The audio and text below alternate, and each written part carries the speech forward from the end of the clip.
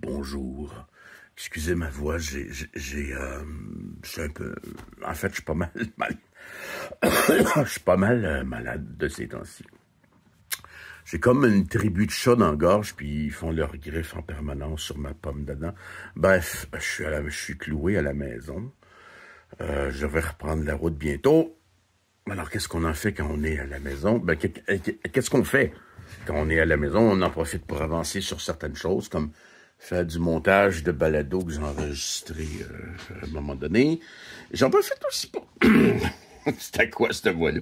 J'en profite aussi pour lire. Là, je suis en train de lire un livre que ma blonde m'avait donné, le bouquin de la gastronomie. En plus d'être un maniaque de musique, de cinéma et de... J'aime la cuisine et j'aime l'histoire. Et là, c'est vraiment un truc sur l'histoire de la cuisine. Des fois même, je me dis pourquoi j'ai pas fait à l'université histoire ou anthropologie de la cuisine. Là, c'est... Anyway. Et là, je suis dans la partie, là, je commence. Là, fait que là, je suis dans une partie qui parle, on est plus au Moyen-Âge. Parce qu'avant ça, tu n'avais pas vraiment de recettes. C'est vraiment au Moyen-Âge qu'il y a eu les premiers livres de cuisine. Puis, c'est ça. Et puis, ce qui était un exemple, on n'en a pas parlé dans le livre encore, mais moi, on m'avait déjà conté l'histoire des 4 épices magiques. C'est une légende, évidemment. Les 4 épices magiques, c'est quoi? Vous connaissez tous sûrement la chanson Scarborough Fair.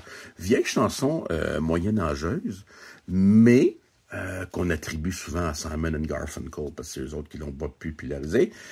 La chanson va comme suit. Are you going to Scarborough Fair? Et, attention, parsley, sage, rosemary and thyme, persil sauge, romarin. Tiens, c'était la légende des 4 épices magiques. Dans le fond, les femmes disaient à leurs filles qui se mariaient que c'était des épices qui envoûteraient leur mari. Dans le fond, c'était juste une façon de dire, regarde, ces épices-là donnent du goût à ta cuisine. Et puis, si tu cuisines bien, ben, ton gros sans dessin de Marie, ton gros bon à rien, il ira pas voir ailleurs. Dans le fond, c'était ça. D'ailleurs, ça me rappelle une de mes super blagues poches. J'aime parfois faire des blagues poches. J'en fais des très bonnes. Mais j'en fais aussi des poches. Et d'ailleurs, et j'y vais comme suit. Et c'est de mon propre cru. Hey, à quelle heure on dînait au Moyen-Âge, entre midi, médiéval, je le paye sévèrement avoir fait une blague poche. Anyway, mais j'en reviens à mon livre. Je voulais juste vous parler d'un truc. Évidemment, on cuisinait avec ce qu'on pouvait. Parfois, c'était assez affreux.